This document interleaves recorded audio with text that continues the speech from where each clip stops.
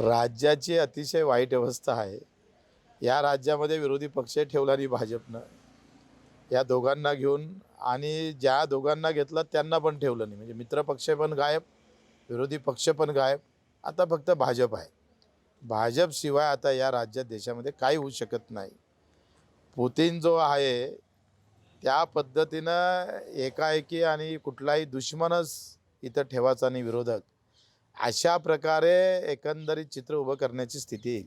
भाऊ ज्याप्रमाणे महाराष्ट्रात उद्धव ठाकरेंचा त्यांनी हे केलेलं आहे त्याप्रमाणे नितीश कुमारांची पण अवस्था होऊ शकते का बिहारमध्ये? बिलकुल.